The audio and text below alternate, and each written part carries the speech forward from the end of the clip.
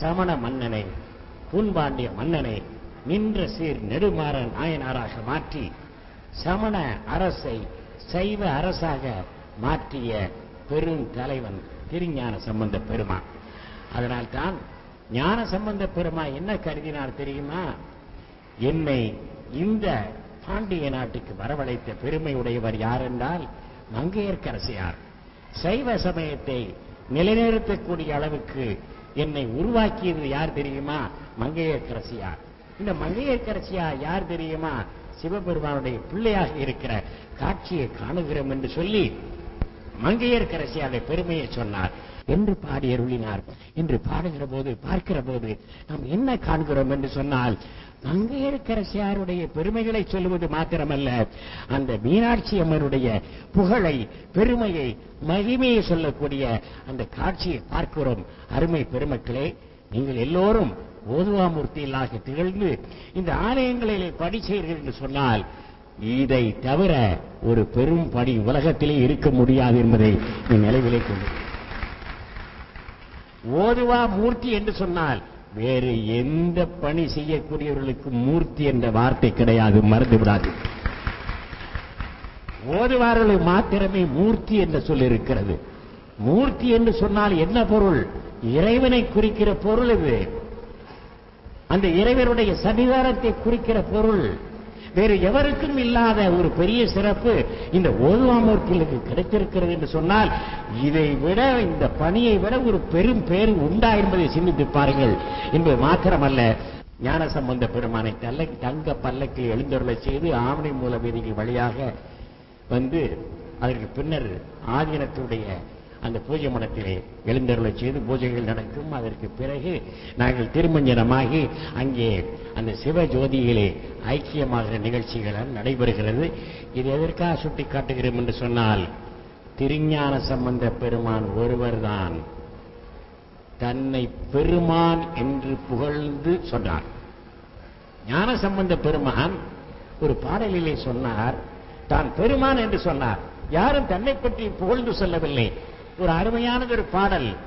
அந்த பாடல் திருகோண மாமலையிலே எழுந்தருளிய பாடல்.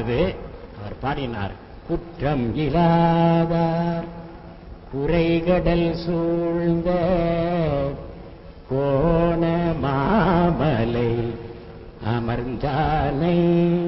குற்றம் இல்லாதார் குறைகடல் சூழ்ந்த கோண மாமலை அமர்ந்தானை. கற்றுணர் கேள்வி காழியர் பெருமான். கற்றுணர் கேள்வி காழியர் பெருமான். கருத்துடை ஞான சம்பந்தன்.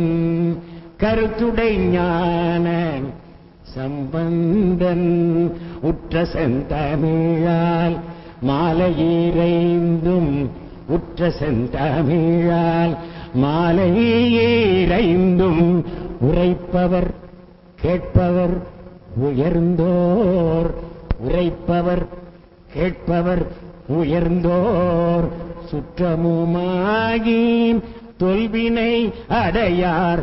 தோன்றுவர் வானிடை பொலிந்தே என்று பாடி அருளியிருக்கிறார். வேதநெறி தழைத்தோங்க மிகு சைவத்துறை விளங்க. பூத பரம்பரை பொலிய புனிதவாய் மலர்ந்தழுத. சீதவள வயற்புகலி திருஞான சம்பந்தர் பாதமலர்தலை கொண்டு திருத்தொண்டு பரவுவாம்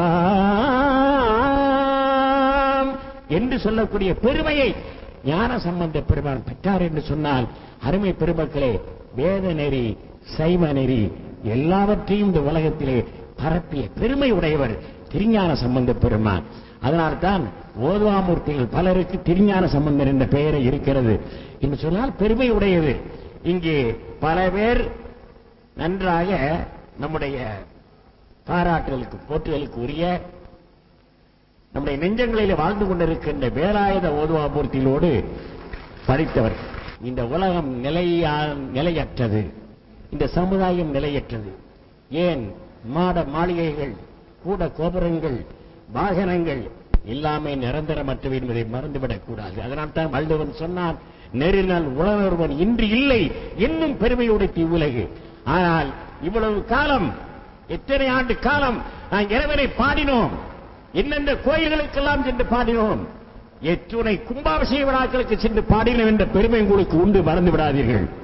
எத்தனை யாகசாலையிலே பாடினோம், எத்துணை சன்னிதானங்கள் முன்னிலையிலே பாடினோம், எவ்வளவு பாடல்களை பாடியிருக்கிறோம், எத்தனை கச்சேரிகளிலே நாம் சென்று பாடியிருக்கிறோம், எத்தனை வெளிநாடுகளுக்கு சென்று பாடியிருக்கிறோம் என்று சொன்னால், அருமை பெருமக்களே, அது மாத்திரமல்ல, சட்டை போடாமல் வாழ்கிற ஒரே இனம் நீங்கள் தான்.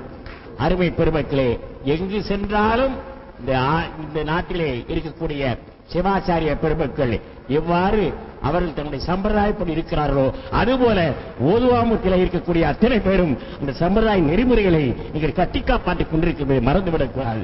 எனவேதான் நமக்கு தெளிவாக சொல்கிறோம், அந்த நிலைப்பாட்டை நீங்கள் எடுத்துக் கொள்ளுங்கள், பெருமை கொள்ளுங்கள். நீங்கள் ஒருபோதும் எதை பற்றியும் கவலைப்படக்கூடாது.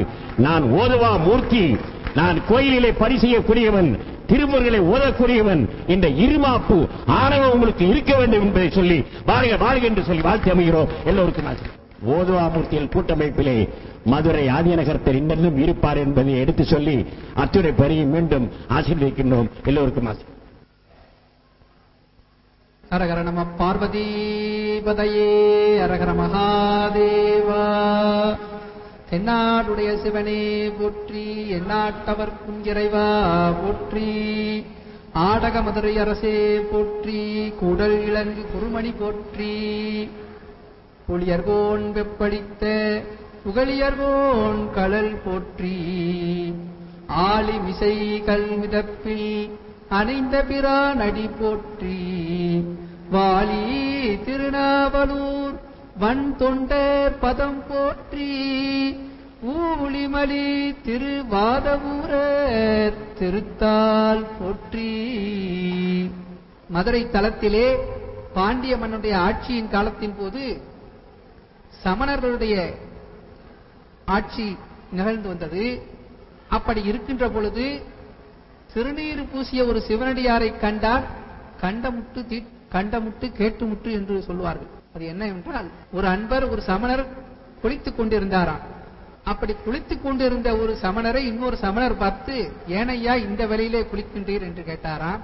அதற்கு, திருநீறு பூசிய ஒரு சிவனடியாரை இன்று பார்த்தேன், அதனால் எனக்கு தீட்டு உண்டாயிற்று, ஸ்நானம் பண்ணுகிறேன் என்று சொன்னாராம். உடனே கேட்டவர் போய் மறுபடியும் போய் குளிச்சாராம். கேட்டதனால தீட்டு வந்தது அப்படின்னு.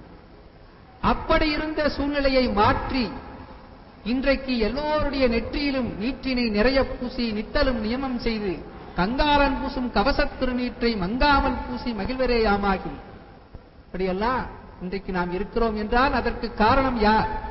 ஞானசம்பந்த பெருமான் தான். மந்திரமாவது நீரு, வானவர் மேலது நீரு, சுந்தரமாவது நீரு என்று அந்த பதிகம் பூரா நீரு திருநீரு திருநீரு திரு ஆலவாயான் திருநீரு என்று சொல்லி பாண்டியமனுடைய அந்த வெப்பு நோயை நீக்கி மன்னனை சமண சமயத்திலிருந்து சைவ சமயத்துக்கு மாற்றி செய்த அந்த பெருமானுடைய அவதாரம் நிகழவில்லை என்றால் இன்றைக்கு நாமெல்லாம் திருநீர் பூச முடியாது, திருக்கோவிலிலே வேதங்கள் முழங்க முடியாது, சுவாமியுடைய அந்த ஐந்தெழுத்தை கூட ஜெபம் செய்ய முடியாது. அப்படி இருக்கின்ற காரணத்தினால் அந்த நால்வர் பெருமக்களை எல்லாம் நாம் நினைவு கூற வேண்டும்.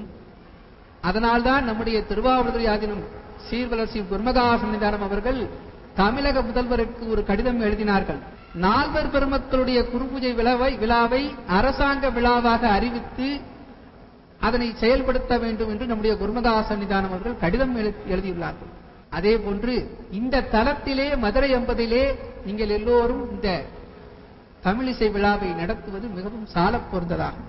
ஏனென்றால் இந்த தலத்திலேதான் திருமுறையின் பெருமையை ஞானசம்பந்த பெருமான் மூலமாக உலகறிய செய்தார். ஓதுவாமூர்த்திகள் எந்த உதவி கேட்டு ஆதீனங்களுக்கு வந்தாலும் உங்களுக்கு உதவுவதற்கு தயாராக இருக்கின்றோம் என்று தெரிவித்துக் கொண்டு வாழ்க்கையிலே உங்களுக்கு எல்லா நலன்களும் பெற்று ஒருவரும் திருவருளும் பெறுவதற்கு இறைவனை பிரார்த்தித்துக் கொள்கிறேன்.